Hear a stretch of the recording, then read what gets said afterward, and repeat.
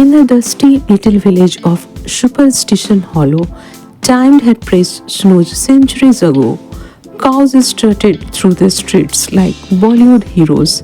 Aunties gossiped with henna-stained hands, and kids chased chickens as if preparing for the Olympic of Chaos. And then Montu arrived, tall, bespectacled, armed with city degree in knowing better than everyone else.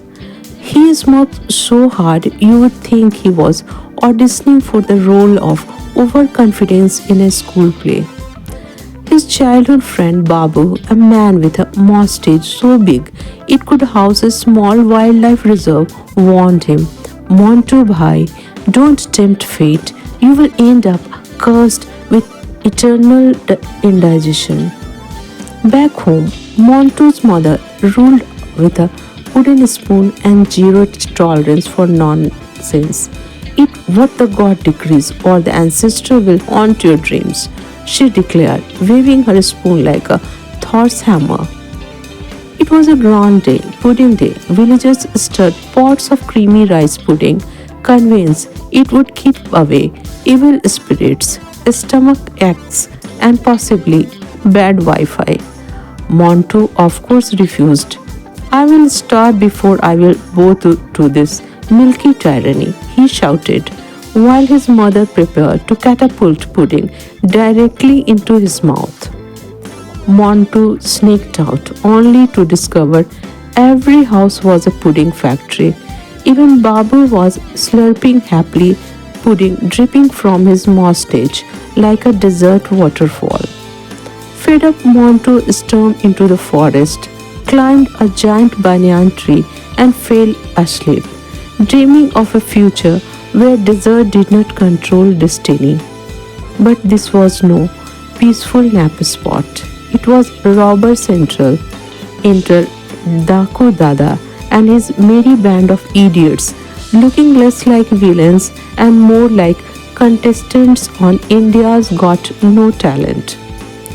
Meanwhile, a caravan of merchants stopped under the same tree. Their plan, celebrate Pudding Day. Even their gold jingled with excitement. The robbers pounced. The merchant bolted with their treasure, but alas, they abandoned the holy pot of pudding. Truly the worst haste in the history. The robbers drooled, but Chotu, the paranoid, squeaked, wait, it is poisoned. Clearly his brain had overdosed on detective novels. And then they spotted Montu snoozing. He was yanked down like a ripe mango and dumped in front of the pudding pot. The atheist had finally met destiny's dessert.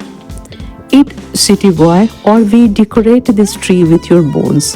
Montu resisted, whined, pleaded, then took a spoonful. The robbers stared like judges on a cooking show. Seconds passed. Montu lived. The pudding was safe. The robbers attacked the pot like hungry wolves at a buffet. Pudding Armageddon had begun. Montu waddled home, belly full, ego broken. He looked up and sighed. Fine universe, you win. Even atheists bow before pudding. From that day on, he mocked superstition but never escaped dessert.